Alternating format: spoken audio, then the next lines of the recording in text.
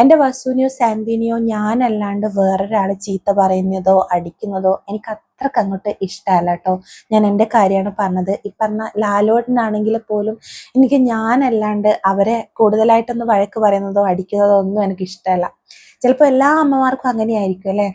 അപ്പോൾ ഞാൻ ഇന്നിപ്പോൾ നമ്മൾ സ്ക്രോൾ ചെയ്ത് പോകുമ്പോൾ ഏറ്റവും കൂടുതൽ കണ്ടത് ആ ഒരു വാർത്തയാണ്. നിങ്ങളെല്ലാവരും കണ്ടിട്ടുള്ളത് പോലെ തന്നെ ഞാനും കണ്ടിട്ടുണ്ട്. നെടുമങ്ങാടുള്ള ആ കുട്ടിയുടെ ആ വാർത്ത. ഞാൻ ജസ്റ്റ് ആ റീല് കാണുമ്പോൾ ആ കുട്ടി ഇങ്ങനെ കൈ ഇങ്ങനെ കെട്ടിയിട്ട് ഒരു ബസ് സ്റ്റാൻഡിൽ നിൽക്കുന്ന ഒരു വീഡിയോ ആണ് ഞാൻ ജസ്റ്റ് കണ്ടത്.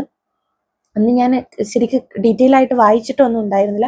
പിന്നീടാണ് അറിയുന്നത് ആ കുട്ടിയാണ് മരിച്ചിട്ടുള്ളത് എന്നുള്ളത്. അപ്പോൾ ഒരമ്മയ്ക്ക് എങ്ങനെയല്ലേ തോന്നുന്നത് അങ്ങനെയൊക്കെ ചെയ്യാൻ വേണ്ടിയിട്ട്. ഞാനൊരു റിയാക്ഷൻ വീഡിയോ ഇതുവരെ ചെയ്തിട്ടില്ല.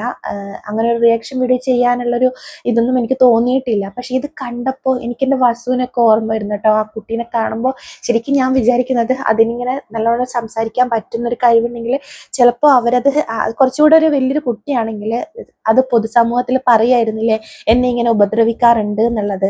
പക്ഷെ എന്തോ അതിനൊന്നും പറയാൻ പറ്റാത്തൊരു അവസ്ഥയിലാണല്ലോ ഉള്ളത്. എന്തായാലും നിയമത്തിനോടാണ് പറയാനുള്ളത്. ആ കുട്ടി അനുഭവിച്ച വേദനയുടെ അതേ അളവിൽ അവർക്ക് വേദനകൾ കൊടുക്കണം, വെറുതെ വിടരുത്.